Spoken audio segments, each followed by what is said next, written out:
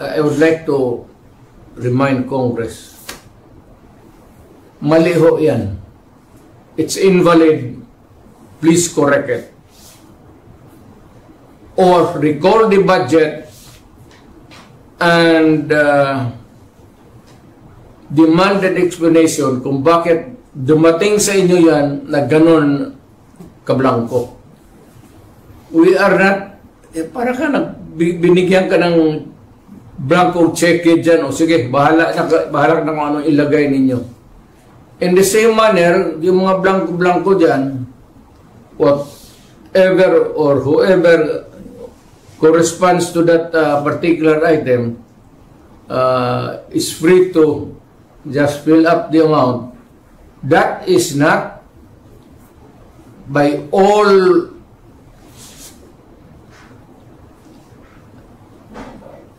commandments of the law, that cannot be valid. Mr. Speaker, I rise on a question of privilege because I believe this is important to us as member of the House and of course to our constituents. What is the status of the printed copies of the General Appropriations Act? Because I understand, as we have read in the papers, that the GAA 2025 was already signed by the President last December 30, and being a long-time member of this Congress, I already presume that by the time we come back here, the printed copies are already on our tables. That's what we usually experience here every year. Pagbalik natin, pagkatapos ng ating Christmas break, nandito na ang printed copies ng GAA. So that's my question, Mr. Speaker. Matapos pirmahan ni Pangulong Bongbong Marcos noong December 30 ang lagpas 6.3 trillion peso 2025 national budget, pinuna ngayon ni dating Pangulong Rodrigo Duterte ang anyay mali sa pambansang budget. Sa exacting standard ng ating batas na lalo na money appropriations must appear the true and correct value, kung anong gusto mong, what would be the application for the money for, public money. Pagka ganon, there's something terribly wrong. And as a matter of fact, I would say, kung may mga blanco yan lumusot, that is not a valid legislation. Kung nasa batas na yan, lumabas na yan ng blanco-blanco, either it could be filled up before or after sa Congress, pagka ganon, what must be submitted is the true and correct figure coming out as prepared by the budget submitted to Congress for appropriation. Pagka putol-putol yan o may kulang, that is not a valid budget for implementation as law. It's not only inaccurate, but I think the budget is in totality invalid. Hindi ka pwedeng mag-blanco-blanco dyan sa pera ng tao. Ano ka man? It's people's money. Maglagay ka ng mga mga provisions, but without the true and correct items or money that would be appropriated by Congress, by the people owning the money. So everything must be explained clear, patent, without doubt na itong pera na ito para ito sa ganito. Itong para na ito para sa eskwelahan, ito para sa agriculture. But you do not leave any item there vacant. Itong pera na ito blanco to be filled up later on. That is not allowed by law. And that budget is already, I would like to remind Congress, mali ho yan. It's invalid. Please correct it. Or recall the budget and demand an explanation kung bakit dumating sa inyo yan na ganun kablangko. We are not, para ka binigyan ka ng blanco cheque dyan, o sige, bahala na kung anong ilagay ninyo. In the same manner, yung mga blanco-blanco dyan, whatever or whoever corresponds to that particular item is free to just fill up the amount. That is not by all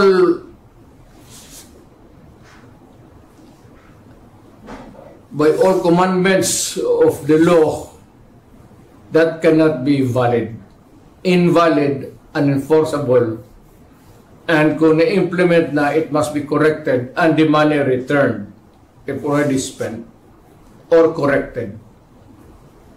And kung sino man ang ano niyan, they have to give us the explanation. Otherwise, sabihin ko sa mga Pilipino, huwag na kayo magbayad ng buwis ninyo. Ganun lang naman, pinagsasaya nito mga kumang na to, puro cheque na blanco, then they try to pass it as a law, and they are free to choose now the amount which they want to place. Hindi natin alam kung ano ang reserba nila, kung anong gusto na ilagay, sobra doon sa pera natin. It could be that the money is in the hands of the government now, or future appropriations, or reserva ba ito? If it does not clear anything, then that is invalid and not correct. Batay sa sinasabi niyang kopya ng BICAM report na hawak niya. Kasama rito ng dating Pangulo si Congressman Isidro Ungab ng 3rd District ng Davao City na naging chairman ng House Appropriations Committee sa administrasyon ni Duterte at Benigno Aquino III. Si Ungab daw ang nakapansin sa 13 pahina sa BICAM report ng 2025 budget na may mga blanco o patlang sa halaga ng nakalaang pondo. National Expenditure Program and the other documents, yung BESF, saka other related documents sa budget, then dadaan yun sa first reading, second reading, third reading. So after it's approved on third reading, pupunta sa Senado. Pagdating naman sa Senado, the same procedure, first reading, second reading, and third reading. So usually, magkaiba yung naipasa ng lower house at saka upper house, yung ating lower house of Congress at saka Senate. Then whatever is the difference, i-harmonize yan sa pamamagitan ng isang tinatawag natin na Bicameral Conference Committee. Yung Bicameral Conference Committee naman, pagkatapos nila, gagawa yun sila ng Bicameral Conference Committee report. Yung Bicam report na yun, assuming okay na, pipirmahan nila yon at ira-ratify ng both houses, ng Senate at saka House of Representatives. After the ratification, so lalabas na yung enrolled bill, pupunta na yun babalik sa Presidente. The President will sign the budget for it to become effective, for the budget to operate the following year. Didiretso na lang ako. Medyo mahaba kasi yung pag-usapan natin. Sa nakita ko kasi, may nakita akong maraming kulang sa BICAM report. Yung Bicameral Conference Committee report, pinirmahan kahit may mga nakikita tayong blanco.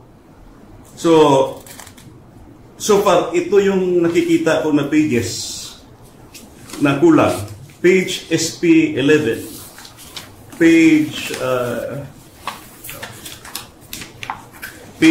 SP 12, page SP 13, page SP15, page SP17, page SP20, page SP21, page SP22, page SP36, page SP37, page SP162, page SP168, page SP183.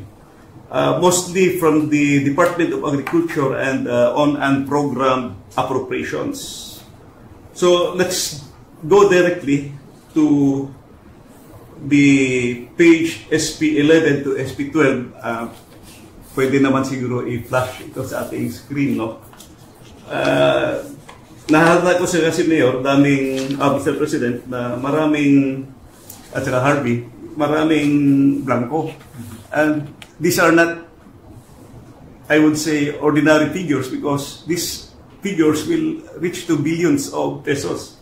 So, tingnan natin sa page SP11 to SP12. Line 49. After the acronym NIA, delete the amount in figures 74,570,743,000 and replace with blank. Kita naman sa screen. Line number 52. After the acronym PCA, delete the amount in figures 889,065,000 and replace with blank. After the word total, delete the amount in figures 104,820,715,000 and replace with blank. At saka sa number 7, you will see the amount. Dito sa Bicameral Conference Committee report ito. NIA is blank, PCA is blank, total is blank. So maraming pages ito na ganito. Kung isa-isahin natin, I think 13 pages pa yung nakita ko na blanco at saka pati na yun sa program appropriations.